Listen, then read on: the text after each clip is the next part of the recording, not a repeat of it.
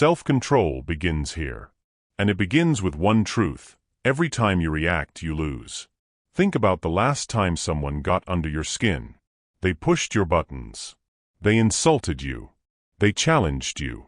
And what did you do? You fired back. You explained. You argued. You snapped. In that moment, you thought you were standing up for yourself. But you weren't. You were handing over control. That's the trap.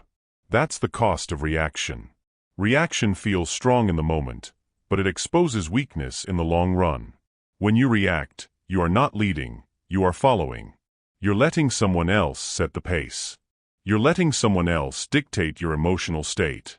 You're letting someone else decide how you feel, how you speak, and how you move.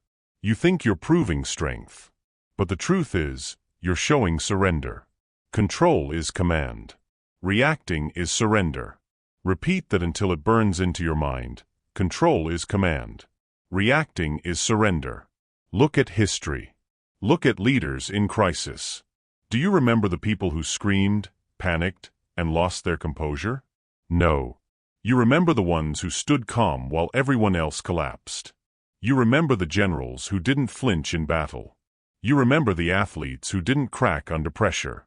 You remember the CEOs who made rational calls while their competitors lost billions in panic. Self-control is not about looking calm. It's about ruling yourself so completely that the world can't push you off balance. Think about a chess player. The average player reacts to every move. They panic when a piece is threatened. They rush when the clock ticks down. But the master doesn't react, he rules. He sees beyond the immediate move. He dictates the pace.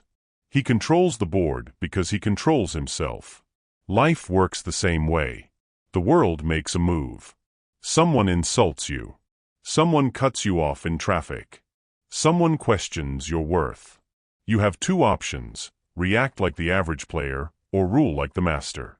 That's the choice in front of you every single day. And yes, it is a choice.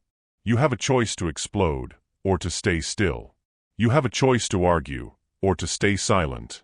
You have a choice to let anger own you or to own it yourself. You cannot rule others until you rule yourself. That's the law. Think about sports. The great champions don't just have talent. They have composure. Michael Jordan didn't flinch when the clock hit 3 seconds. Tom Brady didn't panic when his team was down in the fourth quarter. Serena Williams didn't crumble when the match point was against her. They had one thing in common: self-control. They ruled themselves when it mattered most. That's why they ruled the game. Now, let's bring it back to you. Where do you lose control? Is it anger? Is it frustration? Is it insecurity? You already know your weak point. You know where you snap. You know where you collapse. And here's the truth: until you fix that, you'll always be controlled. If your temper owns you, then strangers own you. If your insecurity owns you, then critics own you. If your frustration owns you, then obstacles own you. But when you own your reactions, you own the game. Here's the exercise.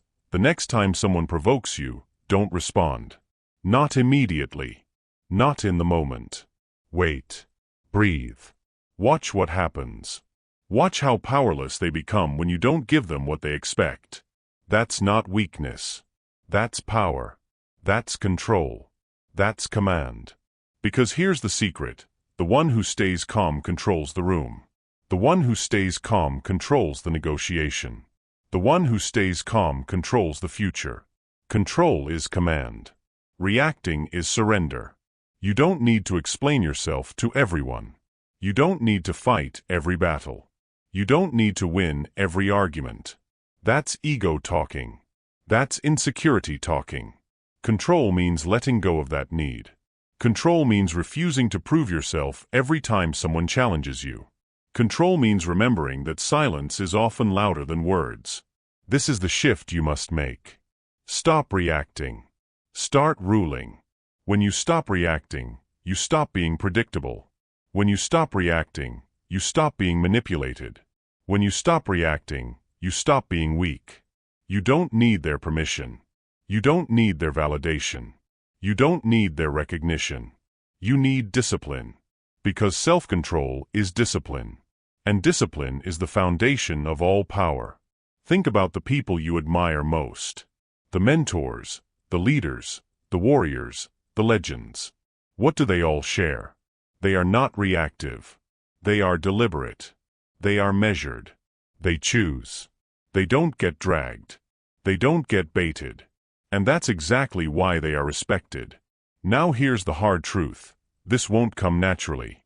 You've been trained to react your whole life.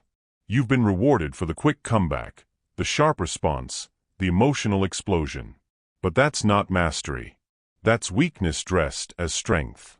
Real strength is stillness. Real strength is restraint. Real strength is self-control. And you have a choice. Every single day, you have a choice. Will you surrender, or will you command? So here's your challenge. For the next 7 days, when you feel the urge to react, don't. Hold it. Delay it. Control it. If you must respond, do it on your terms, not theirs. Not in anger, but in discipline. Not in impulse, but in command. Do this once, and you'll feel power. Do this daily, and you'll become untouchable. Because self-control is not about suppressing weakness. It's about transforming weakness into strength. Control is command. Reacting is surrender. Never forget that.